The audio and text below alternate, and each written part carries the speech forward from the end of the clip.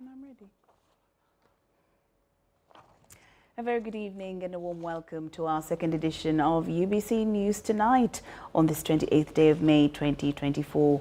I'm Lauryn Masika Kazimoto and my colleague Elizabeth Nakakoni will be joining me in a bit. But before getting to tonight's news bulletin, let's first take a look at the top stories tonight.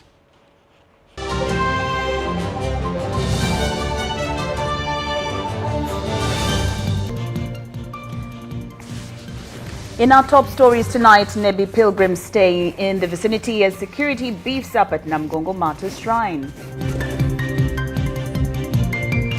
New IGP Abbas Byakagaba takes office, cautioned against oppressing the oppression. Leader of opposition Joel Senyonyen Minister Namuganza signed to impeach parliamentary commissioners, and trouble brews at the launch of the kickboxing match between Golola and Semata.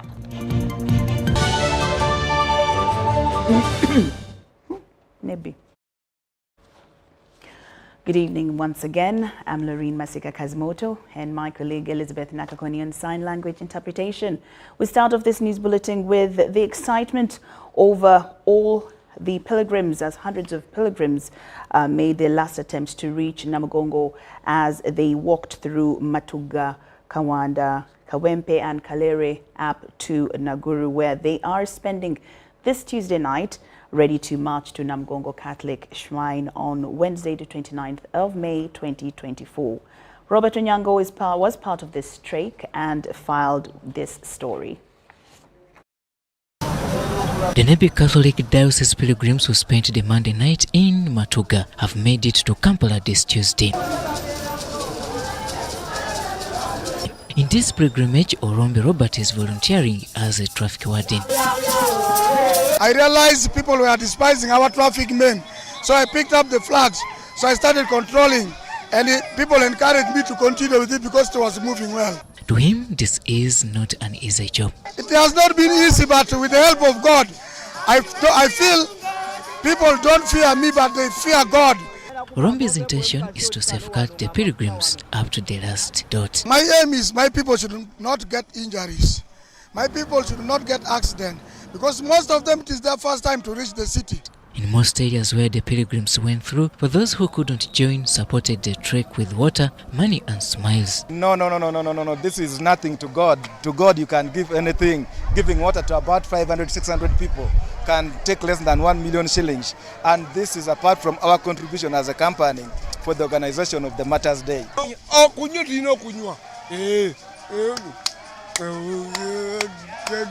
would like to thank all the people who have helped our people.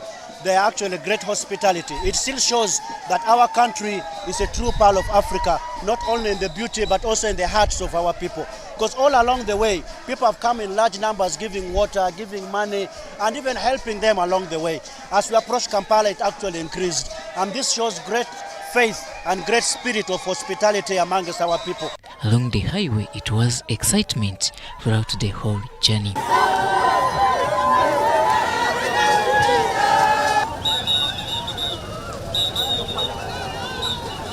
I'm glad to see them today because they have been watching them through TVs. Yeah, so I'm very excited to see them. If it wasn't for the nature of your work, would you have joined them? Of course, because they have come from my home district.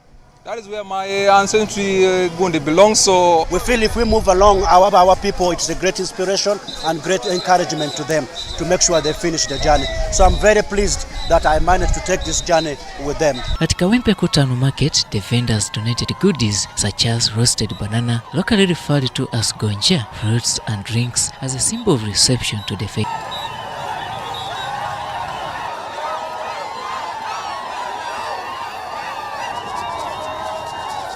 Going through Kawempe, Tula, Kalere, Bukoto Road, the pilgrims received a cultural reception at Chevando roundabouts as they headed to Naguru.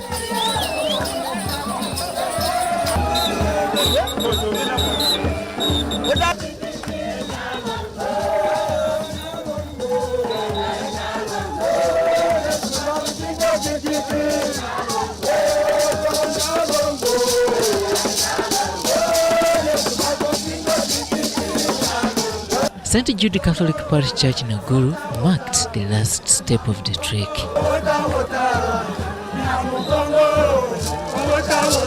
All the religious denominations have really joined hands with the Nebbi Catholic Diocese to see that the 3rd of June event is a successful. And we expect to arrive at 1 p.m. We shall leave here in a procession led by cultural troops called Agwara, a cultural troops from Nebbi. I also want to thank the First Lady, Mama Janet Museveni, because Mama also played a very crucial role.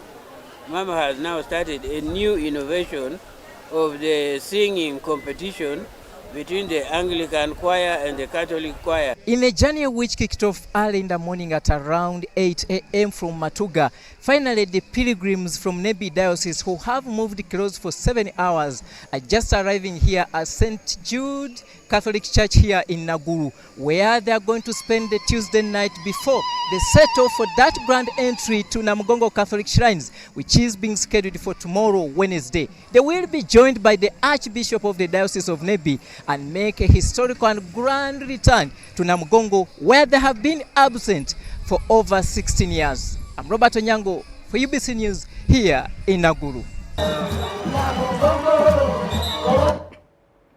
Now, as the 3rd June Martyrs Day draws closer, efforts to ensure top-notch security are underway. At Namugongo Martyrs Catholic Shrine, police and sister security agencies have deployed in and around the site. The Deputy Police Spokesperson, Kampala Metropolitan Area, Luko Sijide, says with the growing number of pilgrims, it is only necessary to increase security presence to avoid criminality.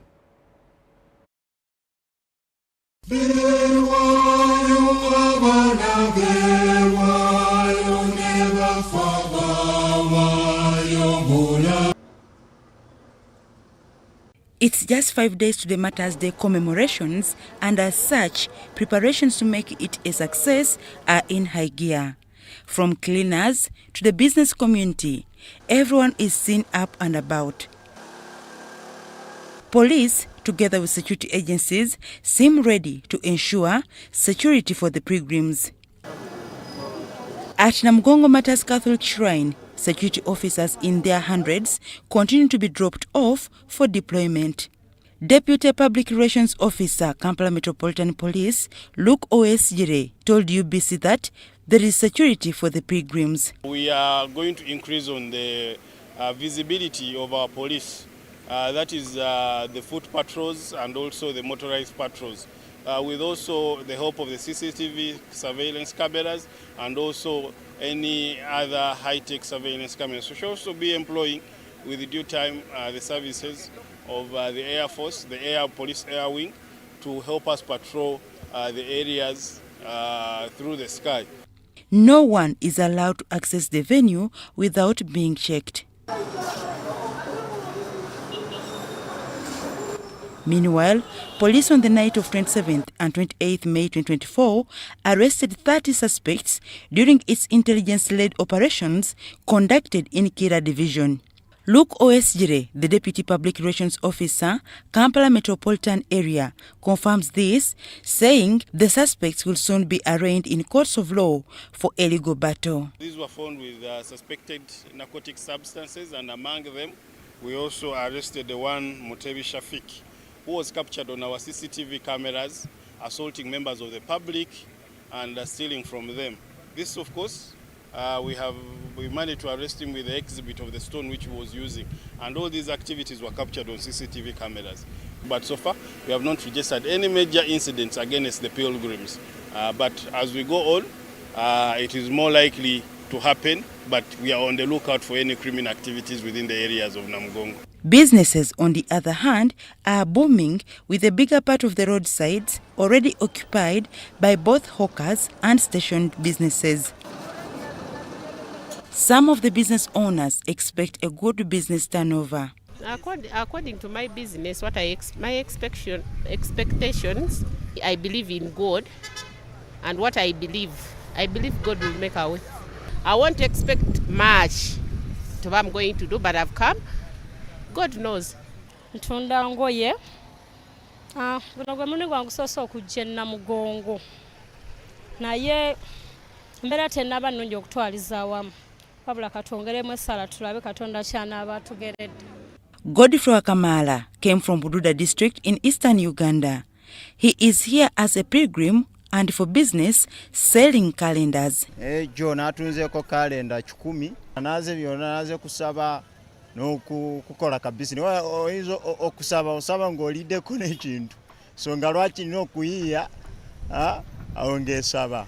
Godfrey wants KCCA to suspend tax collection during this pilgrimage season. After all, it is a one-off. Si khululeyo khulambe kimilimo lizo bamamba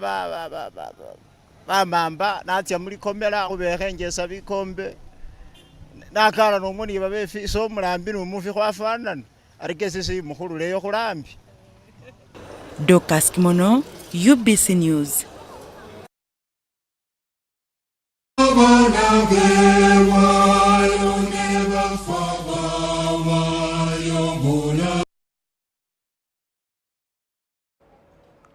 Now, turning 100 is one thing, but remaining strong after 100 is another thing which most people in that category are not able to.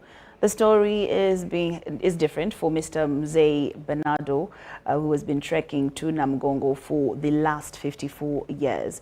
The secret behind his long and healthy life is staying away from alcohol and drug consumption. Well, we caught up with him in Namgongo in this story.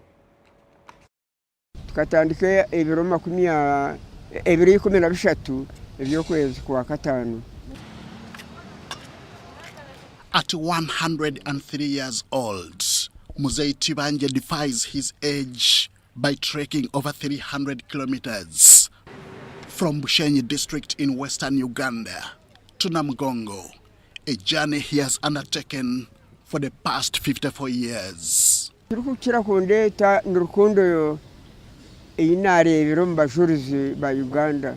Amani ningeyiha umukundo kwikiriza kwanje abo abajurizi ba Uganda abo ko bakanyamba nkabaninza kurama rukuguru kwanje okunashaba andereya nakira haze nagubezaho okweyongera kubakunda no kundekerezia yanje. His longevity and physical prowess are attributed to his absenteeism from alcohol and drugs, a lifestyle choice that has kept him hale and hearty. Niwo mukwiho mukizango kwanje nimpabura bagenzi banje tinkanywaga marwa tinkaresaga nebitokoza bwongo byona tinyine kinda kozira.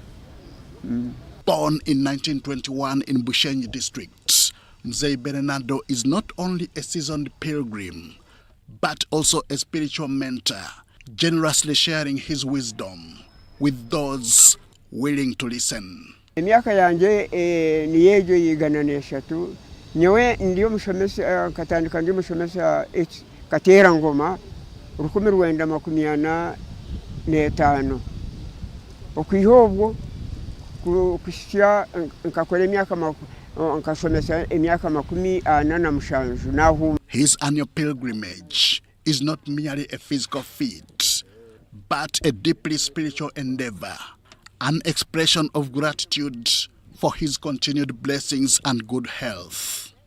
Despite his age, Mzee Tibanje remains remarkably resilient and seldom falls ill, a testament to his disciplined approach to nutrition and well-being.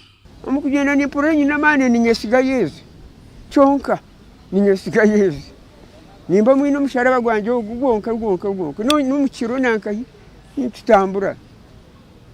Ndo nishora turukukitina nendo nabashuma turukubatina. Undi tubugana abantu nyikiro tubaraba mutwishe musharaba yitu. Twesiga Yesu. His dedication to this regimen earns admiration from fellow pilgrims like 83-year-old Bernard Nangoli from Sironko district, who acknowledges Mzee Tibanje's example as an inspiration for younger generations. I think it's not sickly. For example, right now I'm 83 years, but many people always doubt me. They always doubt my age. So I think this Mzee, one thing is, he might be so religious And whatever you do, when you trust God, He gives you strength. Ekigendererwa kyange n'okusaba abajulizi kuba tuyamba mu byetaago byaitu okuyimusa abagara okuziba abasinzi tushabirira abasinzi bareke erisinza abatagarukire mu diini bagaruke mu diini. Both men emphasize the importance of adopting a healthy lifestyle to prolong life and well-being. First of all, they must not indulge themselves in heavy drinking. They must work. You know, if once you work, you are practicing to be energetic. Abavuka bato ekindi kubahabura bareke kwetaasya omu mico emibi muno muno eyo okururuhira abakazi muno muno ebitokooza bwongo nkamarwa amairongi ebi byona ebibarikunywa ebibakuhunika enjaayi n'ebindi byona kuba kubizamu bahendera kubi babuzirwa obusinge kandi bafa bakiri bato. Muzeyi Tibanje's firm commitment to his pilgrimage has earned him recognition, including an award from the Prime Minister of Uganda, Robinah Banja, in 2022, solidifying his place in Namgongo's annals of devotion. Henry Okrut, UBC. Church of Uganda has been planning for more developments at the Namugongo Anglican Martyrs site to preserve and maintain the status of the 25 martyrs who were killed for their faith. In our news today, we highlight some of the developments that have shaped Namugongo Anglican Martyrs site to attract Christians and cause income generation to the country's economy through tourism.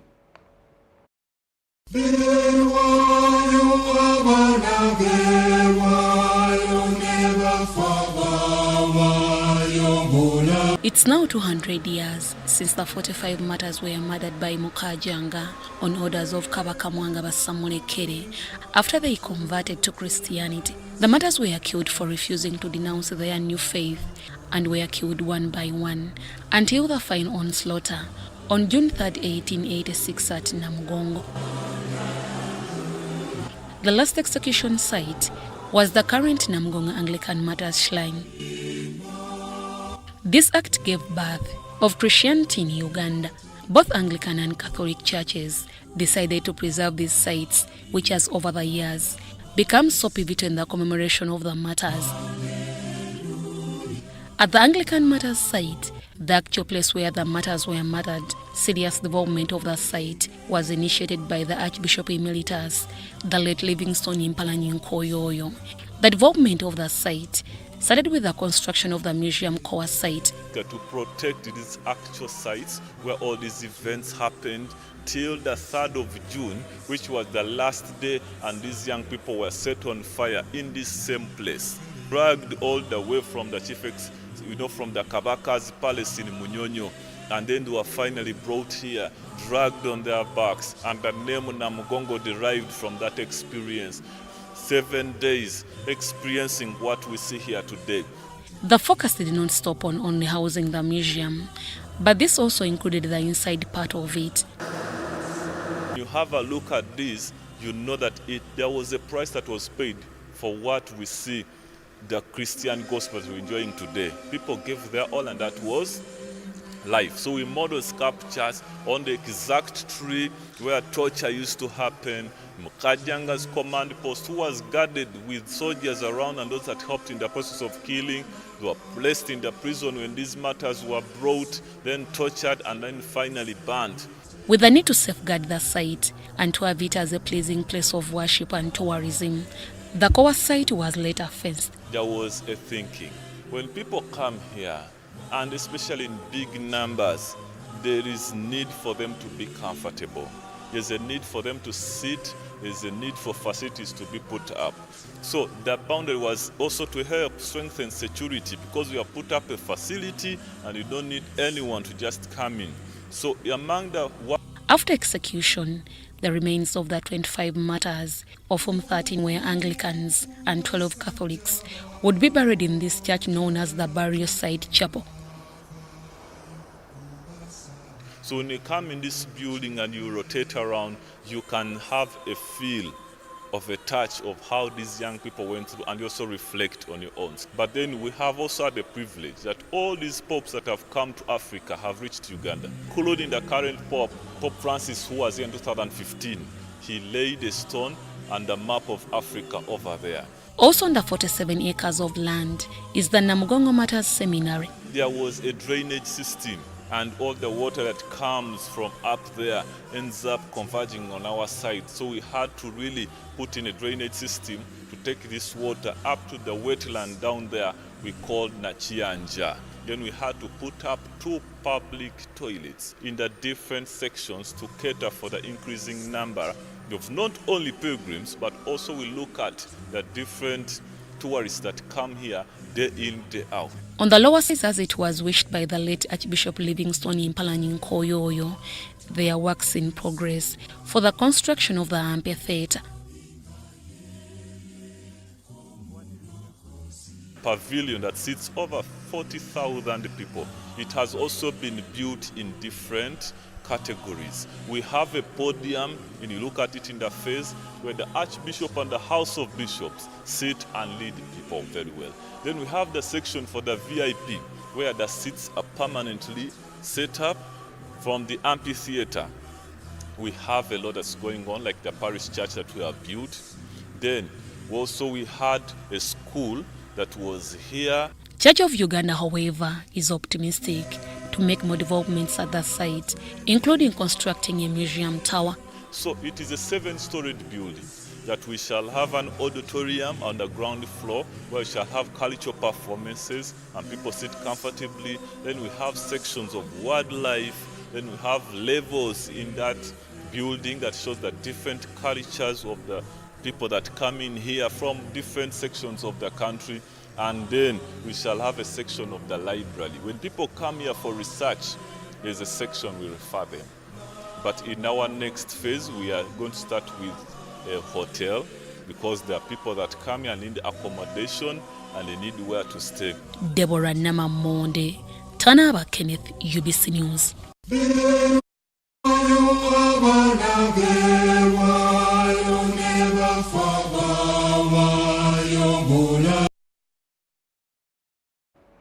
UBC News tonight.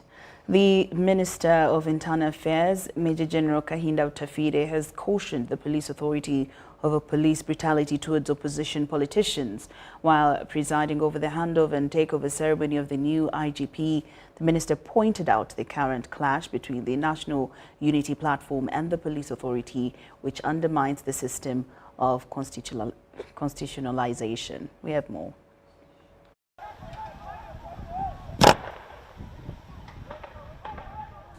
The Minister for Internal Affairs, Major General Kahinda Utafire, has cautioned the police over continued brutality against opposition political parties, as it does not represent the constitutionalism system of the government. Don't break the law. Don't go about beating Kyagulanyi. No! Kyagulanyi should be treated. Kyagulanyi, Besigye, whoever is in opposition, don't beat them for their opposite ideas. So contain them for behaving unprofessionally, conduct unfit for public convenience. When these fellows are doing their conferences, because these political parties are legitimate, they are legal. We have them in the Constitution. He was officiating at the handover and takeover function of the new Inspector General of Police.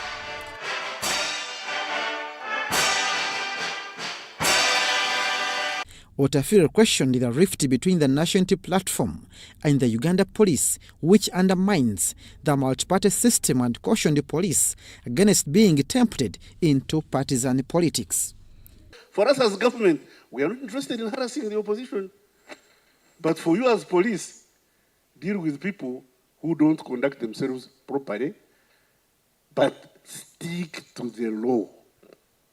The outgoing Deputy IGP Major General Geoffrey Tumusime Kasigas highlighted the work left for the incoming term and hinted on the huge funding gap to police, leading to the deplorable welfare of officers.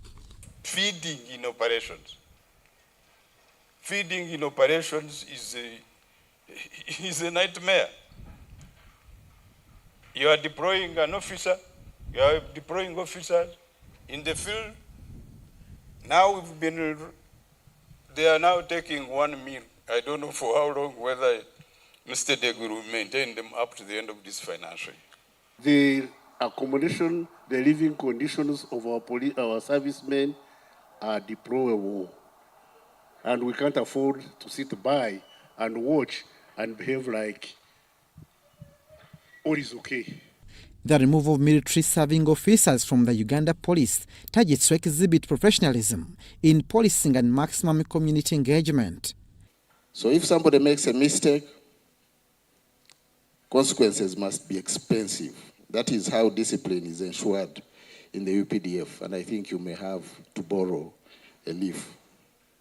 So you need to review the Code of Service Discipline alongside, hopefully, a comprehensive review of the force.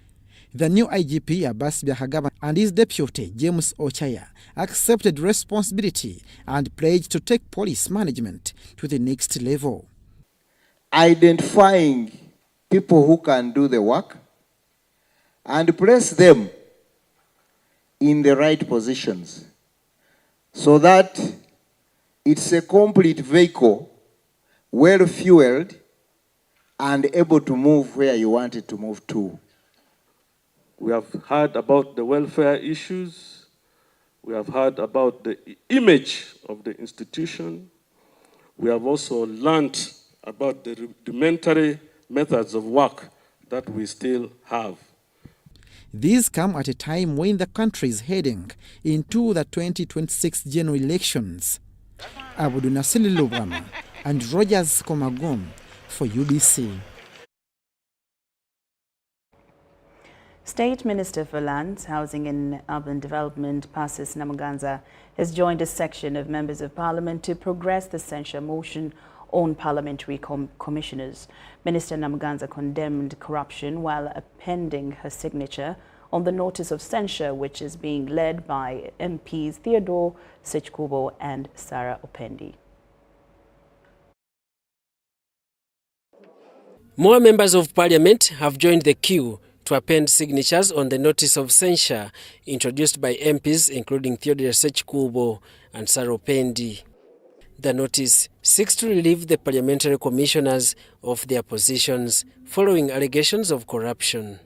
The leader of opposition, Joel Senyonyi, also has led a team of MPs to sign the motion. I take the opportunity to thank you on behalf of my colleagues.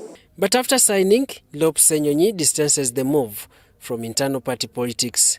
And he kept saying, wait a minute, why are you digressing from the critical issue of money that people sat and irregularly awarded themselves?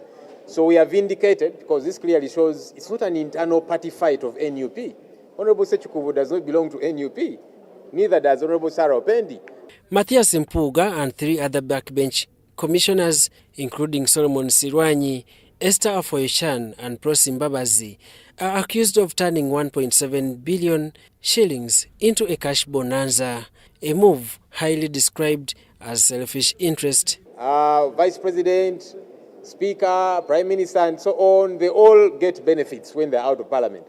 Those benefits were discussed on the floor of Parliament. Even when some of us disagree with the entirety of all those benefits, but at least they were passed on the floor of Parliament. This particular service award, where was it passed? The State Minister for Lands, Housing and Urban Development, Persis Namuganza, also appended signature on the notice. Namuganza condemns corruption, debunking reports that the President of Uganda had stopped some people from participating in the censure process. They are just looking for their own escape. If the President wants this motion not to go on, he would call all of us. I belong to the NRM Parliamentary Caucus, which has not taken place. I have not heard any word from the President against this motion.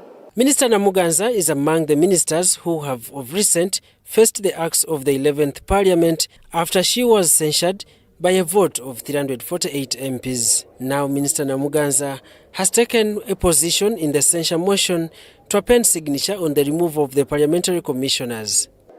When I was being censured, the motion was raised by Honorable Solomon Seran, and he showed the public that he's a very clean man. Now this is a man who is taking parliamentary money, the service award, for what? Honorable Martyrs Mpuga came out and mobilized opposition members of parliament. You remember what he was saying? That for us here, Twagala Werufu, we want it, you know. Once the Crusaders acquire a third of the MPs' signatures, the notice of censure will be communicated to the Clerk of Parliament and a subsequent motion tabled in plenary. But the process is progressing despite the recess. Daniel Mugoya, Gloria Guitabinji, UBC News. The Democratic Party has launched interim party leadership committees in Kampala sub-region and the membership registration renewal. The oaths were administered by the party national vice president, Fred Dennis Mukasa Mbide, while the issuance of party cards was done by the party president, who also doubles as the Minister for Justice and Constitutional Affairs, Norbert Mao. Officiating at the event, Norbert Mao told members that despite the political waves, the party will stay focused. He said they are going to train leaders and equip them with the required leadership skills. Mao lashed out at party members who denounced his leadership. He served them. Let us explain why we have taken the direction we have taken. In Uganda today we have two ideologies, and that debate is in the DP, and there is no compromise between those two sides. It is going to be a battle. So you have joined the battle now. You have chosen a side in the daylight. The DP National Vice President Fred Dennis Mukasa Mbide said now the party is at new formation stage and they are rebuilding party structures.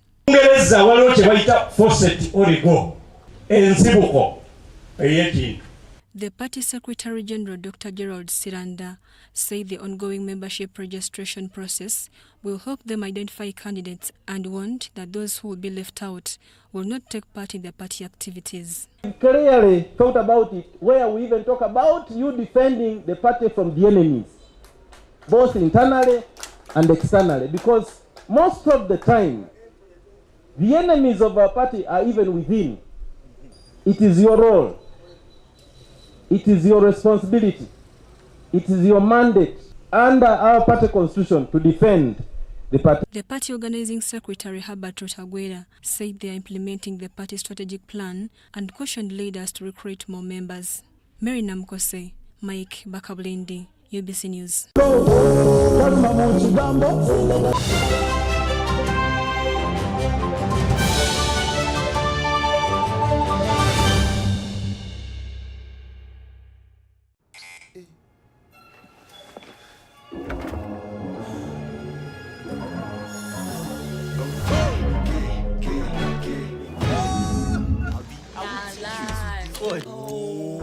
Oh, yeah, lighting up. Stay fresh. You wanna come preach, I'll be my get. Lighting.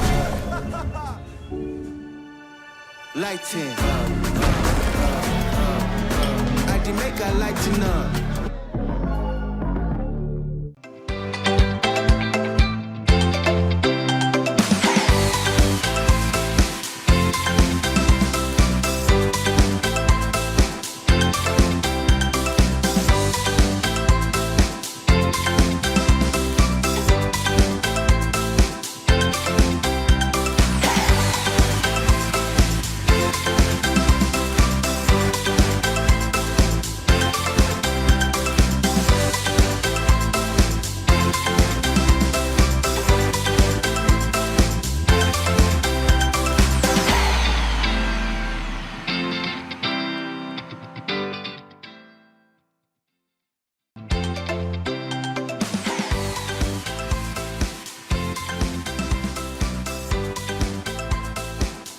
Kira mulimo gwenkola gukanikira baba kasitoma upa wasobuni timba n'obwire obw'okutwala ssente isomero ati nti wamukolesa enkola ya MTN mobile money n'emiga star 165 star 8 ninteekamu kodi namba y'omwana genda ssente ninsasula ku lundi ntalina okuteribanizibwa kooni katunga esimu kuruga mu MTN banteereire bwe banteereire okubanza ntakiikirize nka bamanyire bali bafere hanyuma nagenda nakaguzaho MTN awo nagamba ntungire esimu eno kuruga mu MTN kyamazima okuba nka bantamanyire nti aliyo promotion hanyuma madamu akola MTN yangambira kyamazima kubasiima muno mwebale muno akasente kabaire kenja kusasula school fees tamwe kwijja bakasasulire akandi nja kasasuliramu bagenzi baye abata abandi mwebale muno. Together we're unstoppable.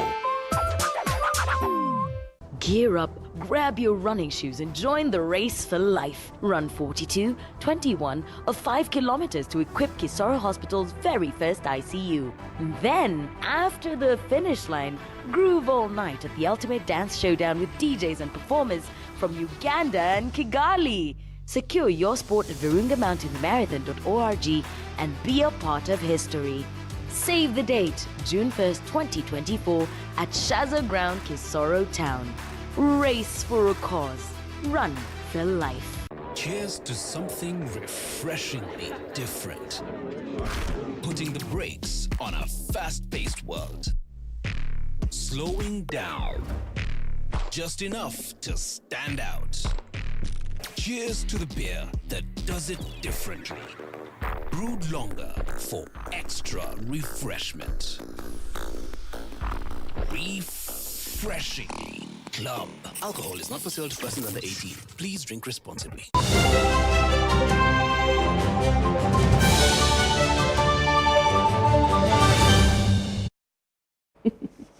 Welcome back from that break, and we're glad that you're still with us here in UBC News Tonight. Now, in more news this evening, the Executive Director, National Environment Management, Dr. Akankwasa Barirega, says Uganda has put in place all the required environmental policies and regulations.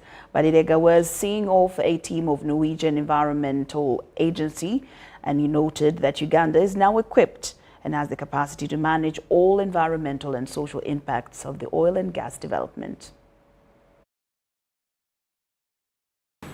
Framework point of view, we are solid. We can only fail at implementation, and we do not intend to fail. In 2005, the government of Norway initiated the Oil for Development program to share their experience in managing oil and gas resources for over 5 decades. Through the Oil for Development program, Norway entered a partnership with several countries targeting poverty reduction through responsible management of petroleum resources. Uganda was a beneficiary of Oil for Development partnership through the National Environmental Management Authority. Here is the opposite. You are prepared for the things to come in next year or the year after. You know better than me about that. But I think you are all very well prepared for the era that is coming towards you. And we also have to think about the environmental impacts and consequences that might follow the new history of Uganda when it's coming to extraction of natural resources.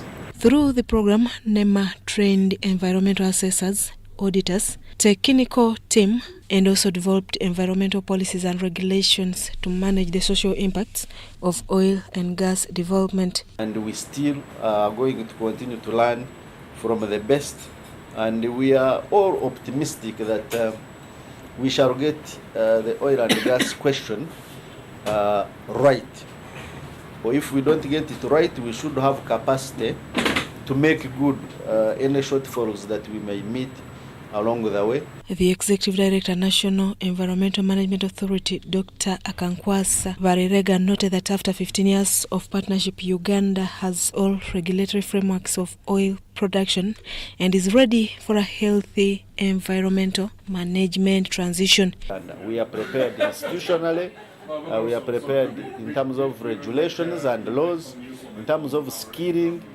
We have staff who have trained, they are adequately trained to effectively monitor the oil and gas activities and ensure that we regulate them so that we can have safe and sustainable extraction of oil and gas to power socio-economic transformation of our country.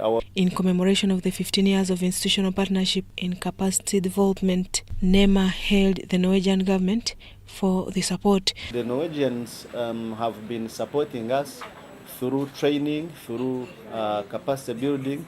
They have supported the development of several legislations in Uganda. Some of the policies and regulations for environmental management include chemical regulations, air pollution, air quality, and pollution management.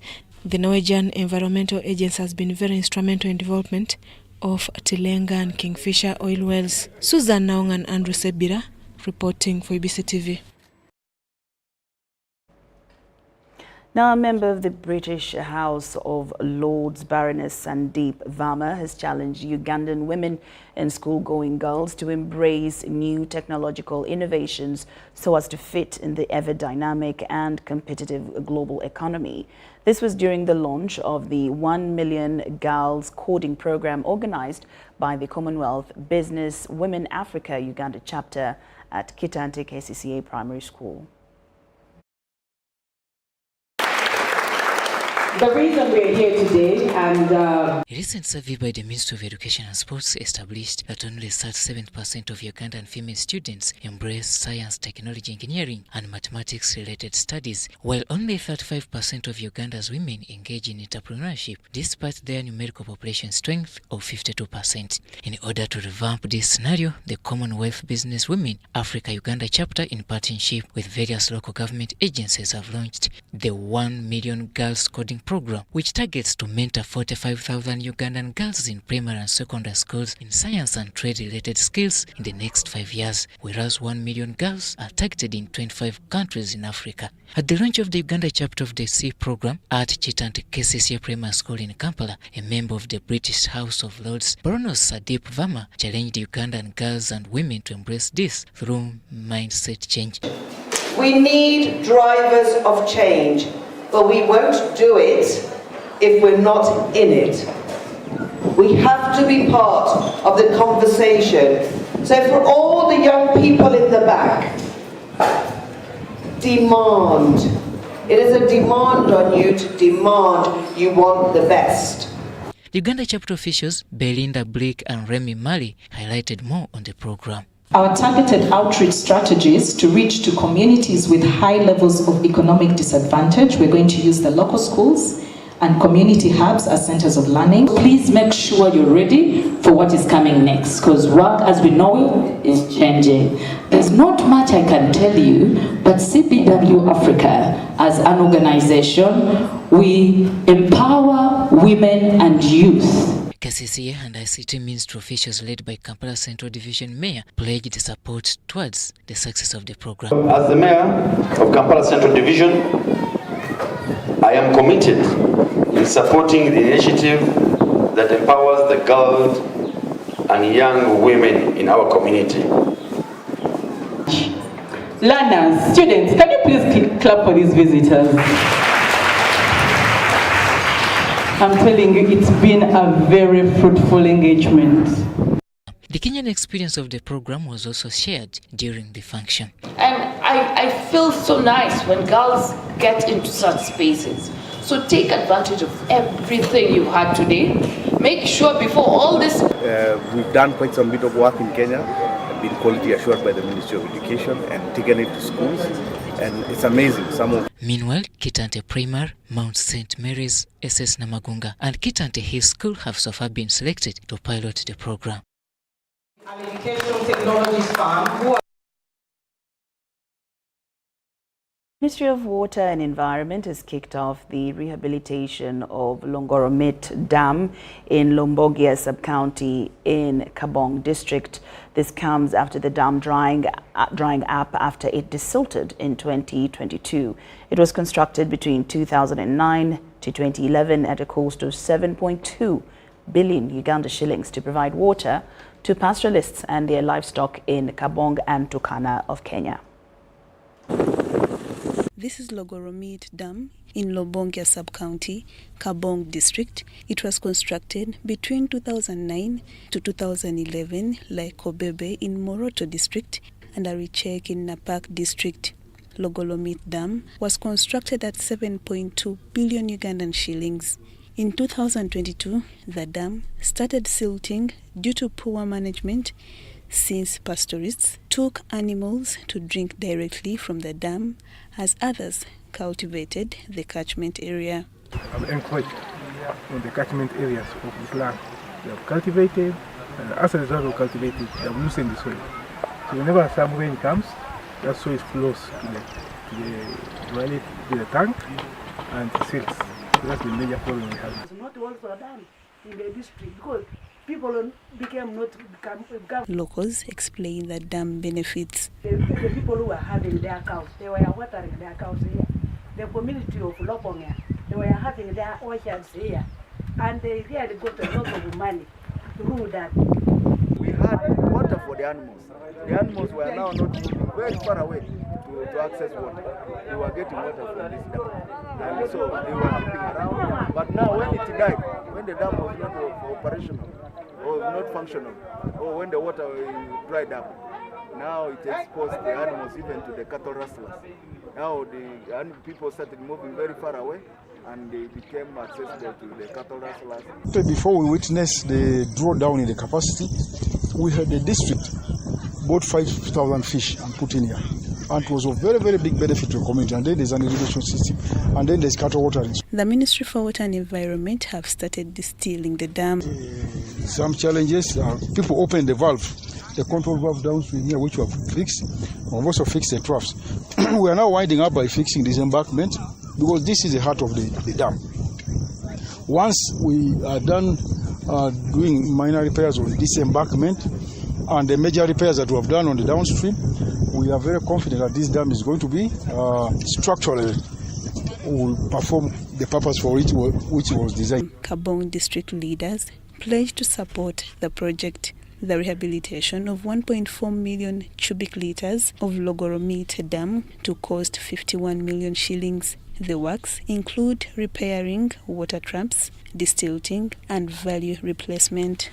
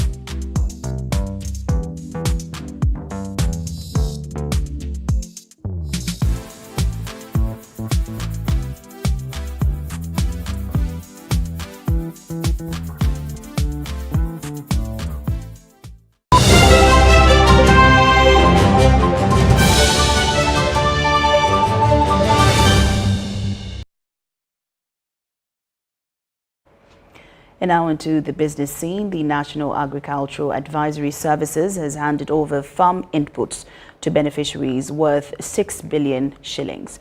The head communications at NADS, Khadija Nakakande, says the input are aimed at generating income and poverty alleviation.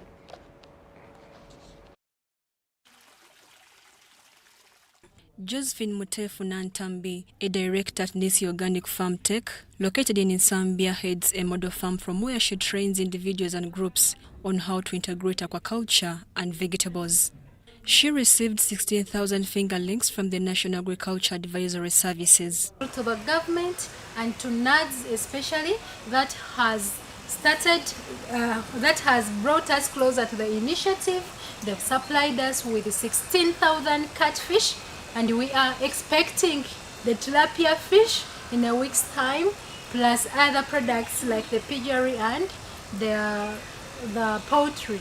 We are very grateful. Here we are going to benefit our people, the trainees who are coming. They are going to be learning from this very fish. When the fish matures, we are going to sell it for sustainability of the program, facilitating the training courses. This was the same with Jacqueline Tumwebaze from Makere Full Gospel Church, who received 90 pigs to distribute to women for wealth creation. So we are here today to receive 90 pigs from NAD's program.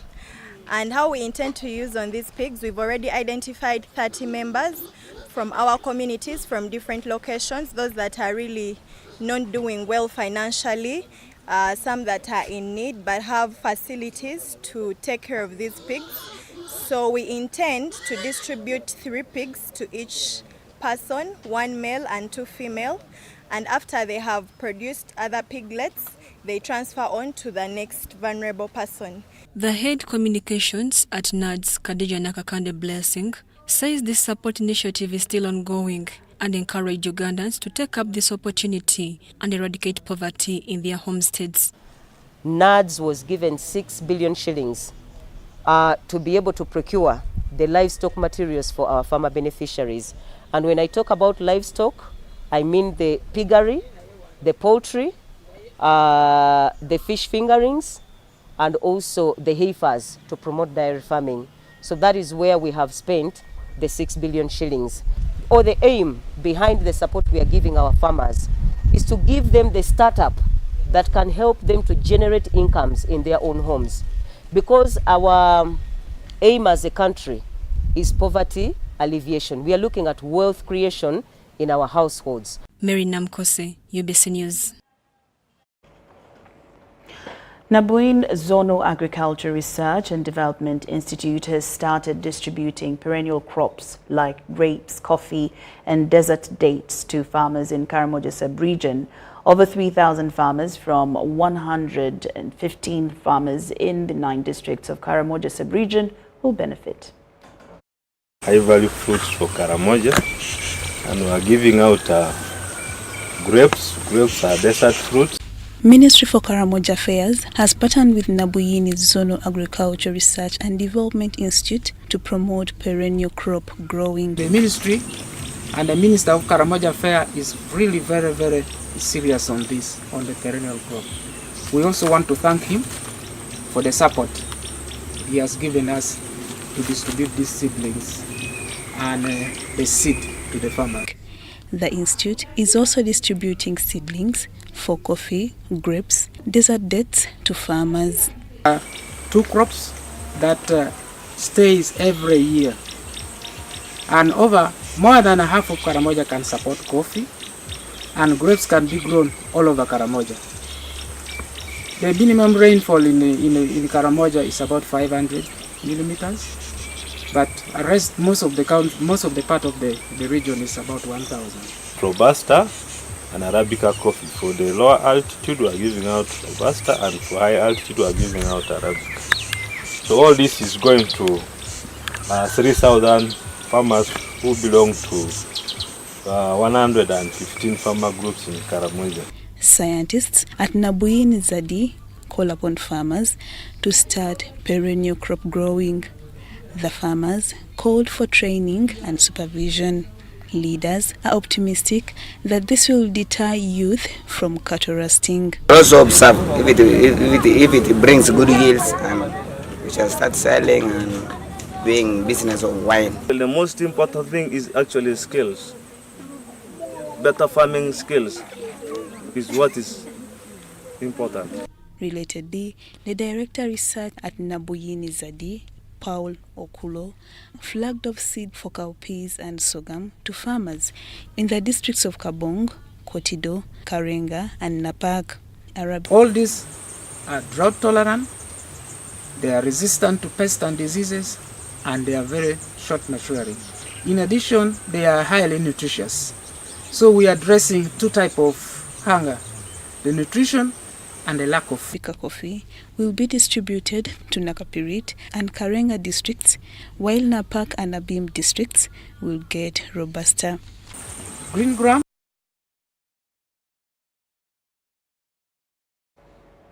The chairman of Luero, Chichusa and Katikamu sub-counties Coffee Cooperative Society, Paul Bukenya, has encouraged society members to grow coffee as the key solution for eradicating household poverty. He was addressing cooperative members at Bwaziba Playground in Katikamu North, Luero District.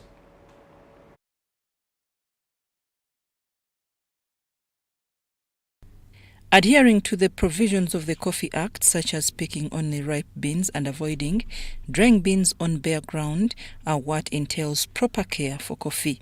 With this, the farmer is assured of harvesting coffee beans twice a year. The chairman of Luero, Chichusa and Katikamu Sub-County's Coffee Cooperative Society, Paul Bukenya, assured members that coffee price on international markets is stable. The objective is in bulking this coffee and in negotiating together, in obtaining resources together, in being able to work together like the way other cooperative unions have worked in areas like Masaka, in Ankole Coffee, in Kasese. Of course, Bugisu is an example that has prevailed for a long time. And when you look at Bulemezi, that is the one missing thing that we did not have. We have the coffee. There is no area that grows better and more robust than Bulemezi region. Bukenya urged citizens of Greater Luero to join coffee cooperative societies, stressing that individual efforts in agriculture are often insufficient for success. So the farmer's mindset must transform to begin trusting the whole, the greater whole, than having the individualistic approach into farming as an enterprise, because that individual approach does not really open doors beyond the little petty earnings that an individual farmer can earn. However big your individual operation is, you need the community, you need the society in order to be of benefit in a way that is helpful to the people. The Luero District Commercial Officer Moses Kayimbye advised Luchika Coffee Cooperative Society members to comply with the Cooperative Act's provisions, while the Society Treasurer, Chigundu Muhammad, reported that the Society, which spent nearly 5 million shillings to organize the annual meeting, is debt-free. My message to them was to recruit more members, find ways of increasing resources by way of recruiting more members, subscribing to more shares such that the capital base of the society improves. Luchika Coffee Cooperative Society boasts of over 300 fully registered coffee farmers.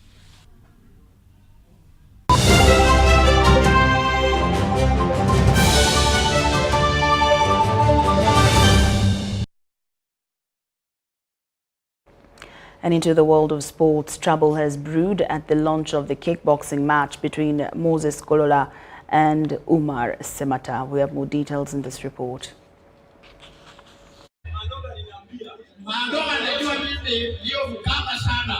Four days before they square off, kickboxers Moses Gola and Umar Semata have turned their fight launch press conference into a ring.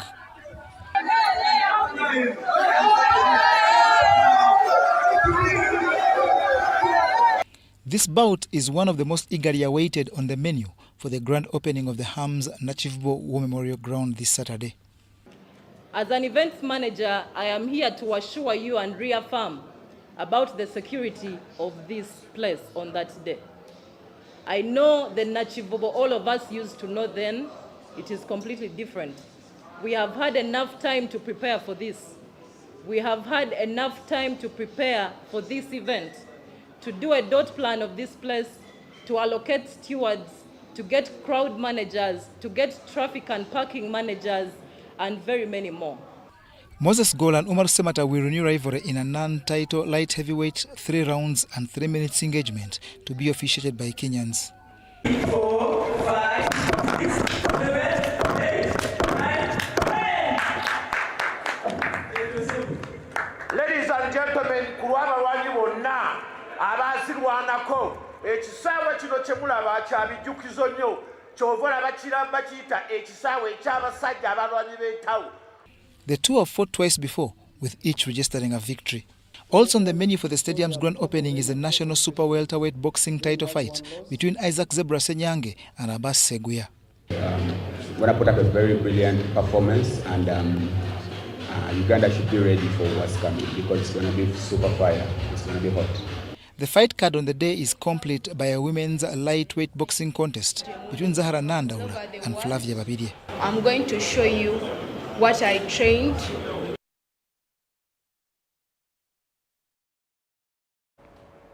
Uganda Volleyball Federation is hosting a 3-day Level 2 coaching course. The course tutor is by Federation of International Volleyball Federation instructor Tony Westman. For the next 3 days, more than 50 volleyball coaches will partake of a Level 2 coaching course whose practicals are at the old Kampala Arena. It's the second of its kind we're having. The last one was in 2012. And we have a volleyball expert from Sweden, very experienced coach. I've worked with him before. He also was my instructor when I was doing my Level 3. So it's a fantastic occasion for us. For volleyball, it's exciting that after the season, our coaches get to learn something and then bring it to the table for the next season. The course that has participants from Kenya, South Sudan and Rwanda will be tutored by Swedish Federation of International Volleyball instructor Tony Westman. This course is normally a little longer, so it's a really compact, intense course, but we talk a lot about the technical skills in volleyball, tactical and physical training, and we do some youth and junior volleyball, so we're trying to cover a lot on few days. Excellence from this Level 2 coaching course qualifies one to take charge of a top National League team. I think it's a really good course for them to higher the level of the coaches here.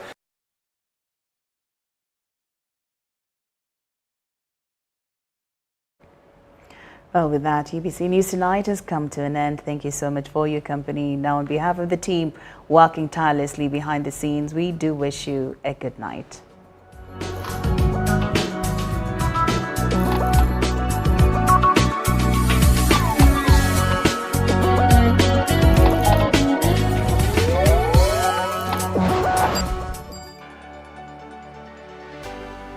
UBC, inspiring Uganda.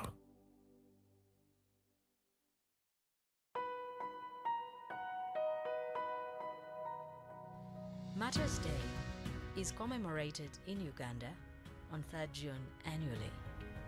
The day commemorates the 45 martyrs, both Catholic and Anglican, who were killed on the orders of Kabaka Mwanga II, then King of Buganda between 1885 and 1887, for their refusal to renounce their Christian faith.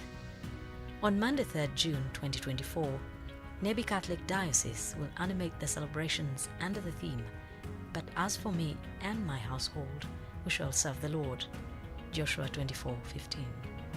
For the Anglican site, the Rwenzori cluster, which comprises of Munyoro Kitara, East and South Rwenzori, plus Masindi Diocese, will animate the celebrations under the theme, focusing on conforming to the truth of God's Word, Romans 12:1-2.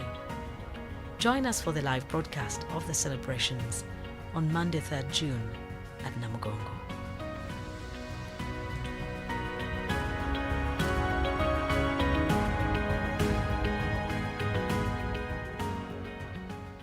A new dawn on Behind the Headlines with me, Timothy Nyangweso, every Wednesday live in our studios in the heart of Kampala. We have conversations that have analysis, explanation, but not every truth is fact and not every fact is truth. Every Wednesday, 10 p.m. on your public broadcaster.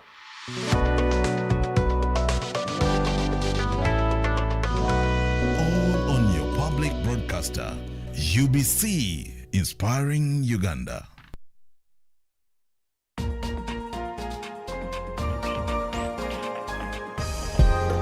Be amazed the hidden treasure in a woman of substance. As for still, father buys me the first car, a brand new. Their experiences. Yeah, they were really my eyes. They were so big. I was so skinny. I was so tall. And into the women they've become. Be inspired by their transformation and their stories. I had to take Mama Nakaunde and Dr. Bossa at home. Super Soul Sisters, only on UBC TV.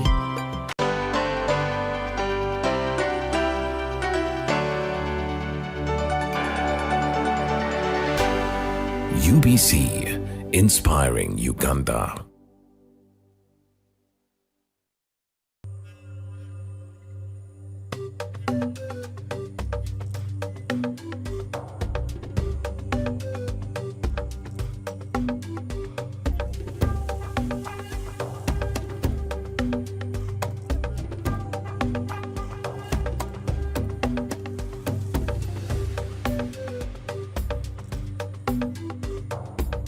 PDM, changing lives.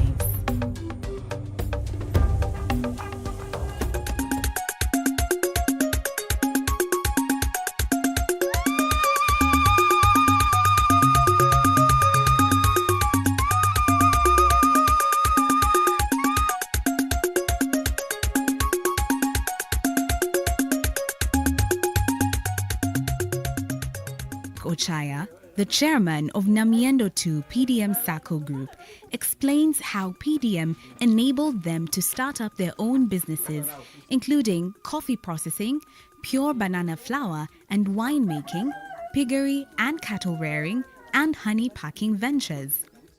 Ochaya explains how market is readily available for all their produce. The market is marketable so much. Public takes very much, and I can take even to very seated areas who are picked interest in it. Besides the coffee, I also have the problem of honey. We also have beehives. We have about 10 beehives we are planted somewhere, which also supports the community. That is also another enterprise. On top of that, we have also wine. This one also comes from matoke. Ripe, after putting the ripes, and you squeeze them, then you put some ingredients in, like soya, we put honey, we put coffee, then you make wine. It's also good. With the rich in nutrients banana flour, the Sacco leader says a lot can be made out of the product, including chapatis and mandazi. The flour is processed and packed well, ready for sale, finished in Namiendo Parish and in the bigger Mbale town. This product here also is also called banana flour. This banana flour, we first of all get banana fruits. After getting banana fruits, we peel. After peeling banana fruits, we put in pieces like this as we are doing. After putting in pieces, then you dry it for 14 days. Make it dry completely with sunshine. We don't have any other thing apart from sunshine only. After drying it, we pound it also in a mortar as usual. After pounding it, we also do the same as the coffee. Then you put sengeja, then powder can come out of it, which can make it banana flour. Then you pack it. After packing it, you put some stickers on it. Kavale stickers so indicating it. Wala mupapula bula ibokaki, kilogram ndwera, wapakinga, warebulafu, bandu bamukula. Nenga mostly this powder is too good. It has a lot of zinc. It does well. Has zinc and it has some vitamin A and vitamin D plus. So we are doing this one. Basically, if you want chapati, mandazi, anything, it is so good. We apply it and use it locally.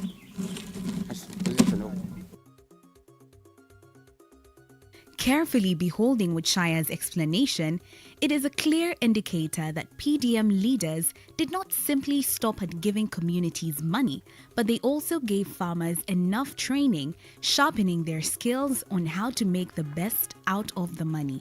This is an achievement of one of the core objectives of the PDM program.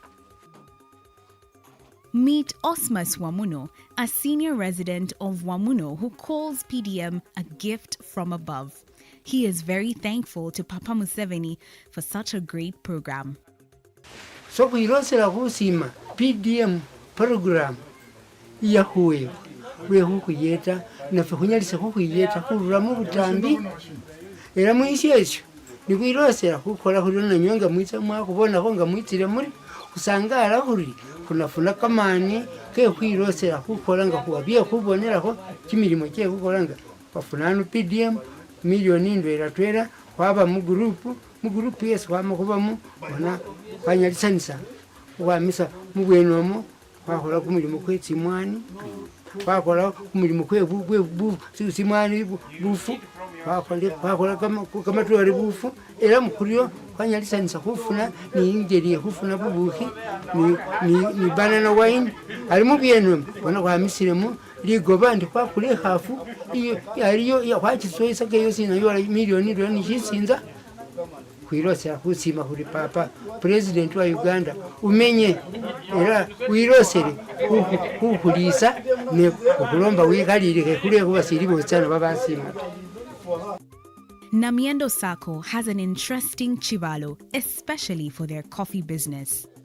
After receiving that money, I bought some coffee beans, the fresh ones, of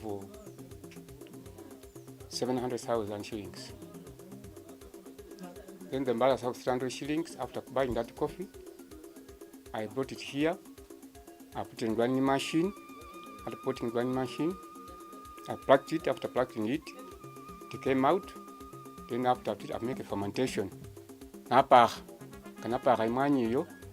1 day, I brought it from water. After washing it thoroughly with clean water, I anishira. About 1.5 weeks. Yo mabulai. Aringa yo mile bulai. Natandya ho kitsunga. Full so husks. Ano so husks mole. Kana male ho kitsunga bulai. Anyo na folo kilonga. Kilo to sa momo. Kilo kaga mut about 70 kilograms. The dry coffee. Aringa sa mno meso. Na ambacho mtu alakataka kala mabalansi. Na kulomo packing materials. Na kulomo bukebe. Na kulomo stickers. This packing gomo mwanyi. Before I dried it, before I ngashiri ho kuchikalangata, alinga na kule materials na halange mwanyi. Ni with some member groups wakolera atwera. Wakolera atwere ye mwanyi yo. Wakolera atwere mwanyi yo. Wachi packing ile bulayi. Wamale ho chikalanga, wachitsunga. Wachitsunga mu bibiri. Wachitsunga sale mu bibiri mwanyi ni my group members. Wachimalira wachisengeja aswama kubona. Wachisengeja watande kuchipakinga mukanizi kiki package yeba 50 grams of package ngawamala kuchipakinga kwalo ko stickers ngawamala ko stickers labeling ngadi o labels kwalo masi fonamiento to polish model to win the program.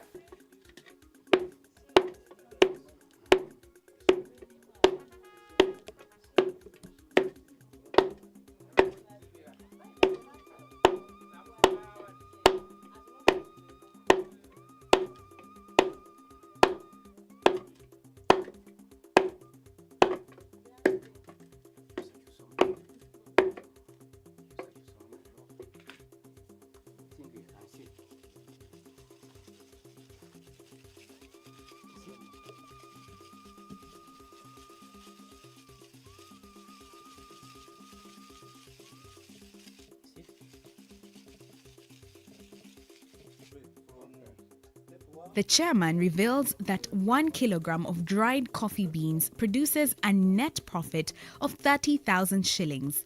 This is a business that Patrick believes is the best in the region. So from the powder, we process it, we pack it, after packing it, and we pack it in 50 grams, whereby after packing 50 grams of it, then we put some stickers on it, which can indicate that Namiendo 2 parish, Namiendo 2 village, Sai parish, is a product of value addition of banana flour and banana water and the coffee powder. So that's how we process it. But after processing it, the public is very keen to buy it because this is organic pure coffee. We normally do it because it's organic and the public want it and it's over high demand.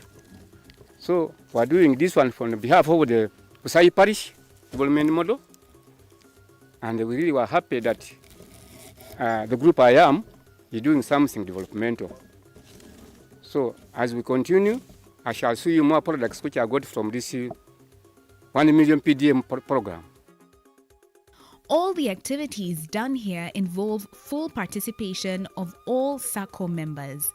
This helps move skills from one person to another for sustainable development beyond the PDM program. Kama sinanga na mirena ndara kasohonya bama kama pe lituli lirange khabona sabada yar bama silingi sabidi ye 1 million ngaba me million hulu naho kabiri tina ho ngabiri munana mwezi ko hane ngumbiri abiri musatu nayenze ngafu nanyoranga ye ingiro munato pinga ho kimitwaro cyose kabiri era ne kikulanga eri ni kumwesi mutwera yaesa ali nga nachukula yasalile December nga 26 ali yasale ng'afi ng'asi ng'amaka mabele lita mukaka ali buluna khengulisa lita mukaka buli lita silingi 10 ali nga nakulisile ni nasevinga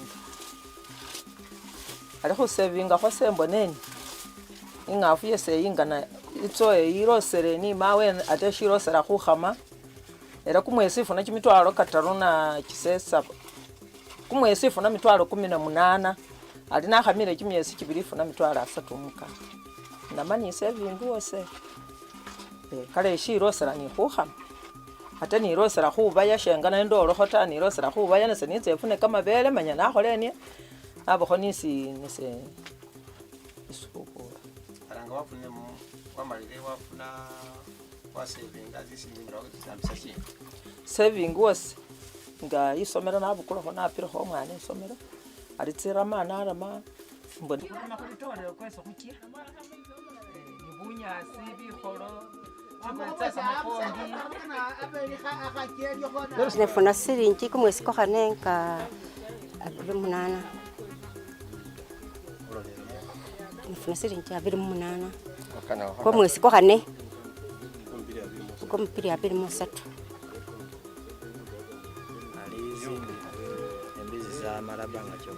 alitamala kimyesi kibili yasala tseku ali ngere sale tendine yasala matsibera atwala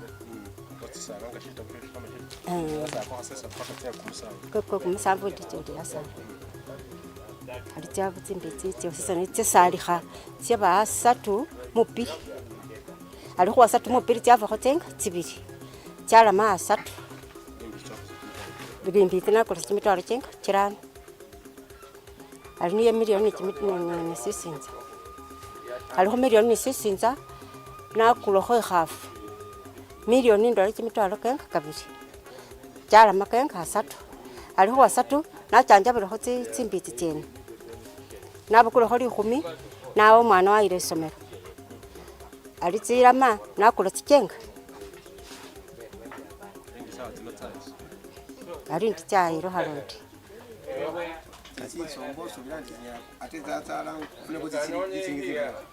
wanje indi nafuna tsinu sitsindi niyongele khubalayisa oba nkule khafu ndi chindi ali zino musubira zigenda kusala osubira ritsa kusala mwezi shi ali mala kimyesi kitaru yasala ali tserukhile kokhalananga ku. The SACCO's vision is to expand and have more unemployed youth involved in the business. However, electricity and road infrastructure is still a challenge. First and foremost, the challenges in facing Nabi is the lack of, we are lacking basically building capacity. Abholomori, district over authorities have enough money. I can expand this one business more than we expect here. So that's the challenge I'm having also. I want this one to be expanded fully such that we can equip the youth and employment the community. Apart from that, we also have a challenge of power, electricity. In this area, we're expecting to build a cottage factory, But due to lack of electricity here from this area here, we're lacking electricity. We're also allowing that challenge. Another challenge is that the road here. This accessible road is very poor. We have seen it. If we get accessible good road, you can get some good investors. People want to pick and buy this coffee. Who can come in? So the challenge also we need also to sensitization with the community here. The community will have some of them when you sensitize some, we call them some community meetings for sensitizing them about it.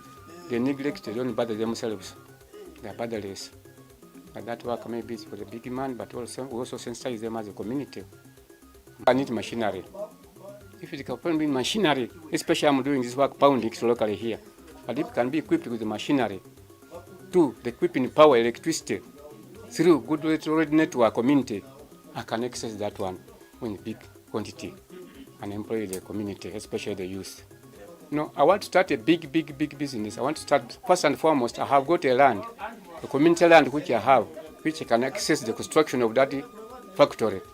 So we intend to make a big factory in this area, which can give employment to all Ugandans, even the youth who do that here, especially the Ugandans, to get the employment of this project. So we're intending that if the government can come in and give us a grant of any sort, we are ready to do it because technically we are well equipped and we know what we are doing on the ground through this program. Exploring Namiendo 2 PDM Sacco Group is a journey of great inspiration.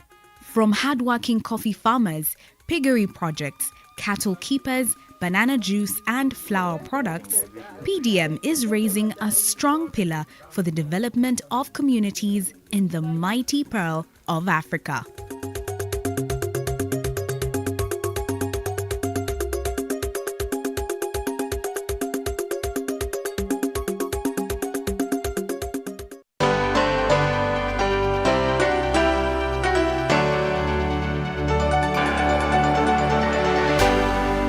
UBC, inspiring Uganda.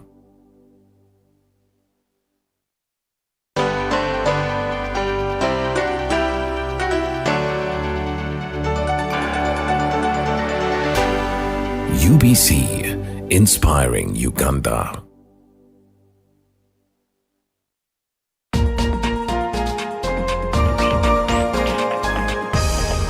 Do you trust me? Go! He escaped. I want my Yeti back! Where's my show? Where is she? Mine. You're a monster. Run away and never return.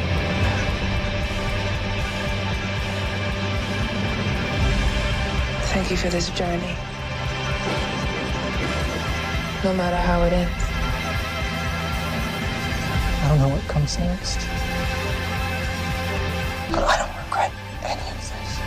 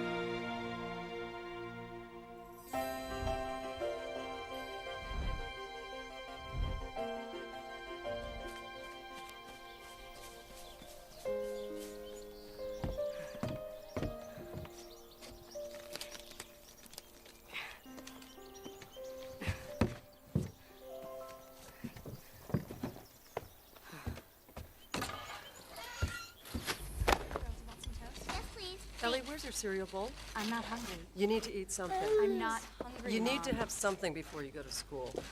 Okay, Do you want some jelly on it? Yes, please. Watch it, Brenda. Don't mess my clothes up.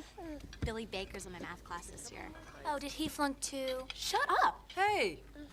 You're one to talk. Are you excited about your first day of school? Yeah.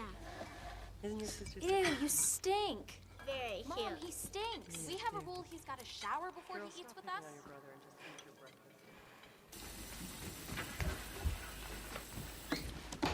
Maybelle? Honey, here's your juice. Thanks.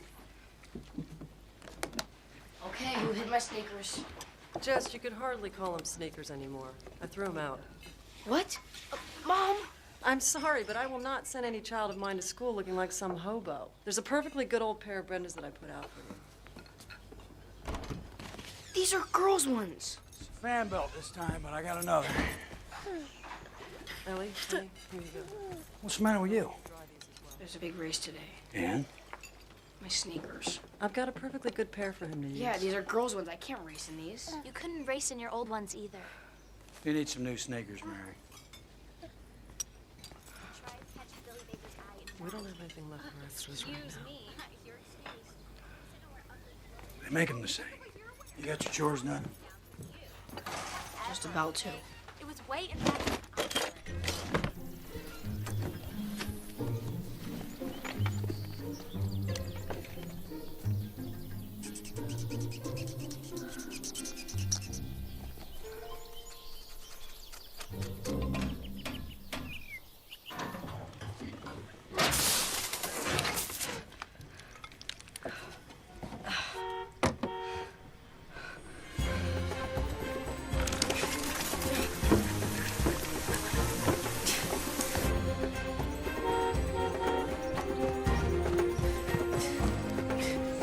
I try to keep my pit stops under 10 seconds, Ace. Give it to me. Hey, that's my lunch! Yeah, I found it.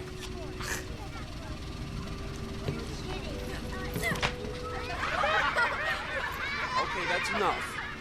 Consider it a free lunch program, farmer boy. All right, settle down. Good one, Janice. What do you call your teacher again? I want to tell Alexandra. Monster Mouth, now scoot. Alexandra, they call her Monster Mouth Myers. I said scoot. A few ground rules for this classroom. No talking, no chewing gum, no electronic devices. Be forewarned, if you download any essay off of the internet, you will be downloaded into detention. So, let's start the year off on the right foot and all do our own work. I expect you to take notes. Beep, beep, beep, beep, beep, beep, beep, beep, beep, beep, beep. Know what that is? My loser detector. Beep, beep, beep. Jesse Aarons. I got it from your sisters. I certainly do not need it from you.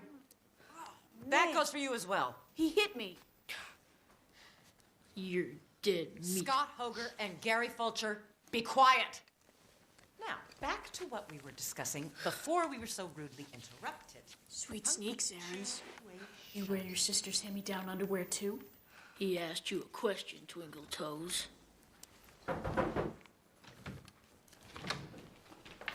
Good morning, kids. Welcome back. I hope you had a great summer. Mrs. Myers, this is Leslie Burke, who will be joining your class. Leslie, welcome to Lark Creek. Thanks. Thank you, Principal Turner. Oh, Leslie, you'll just have to sit at my desk this morning until we figure out where to squeeze you in. I like to start out the year with a little fun.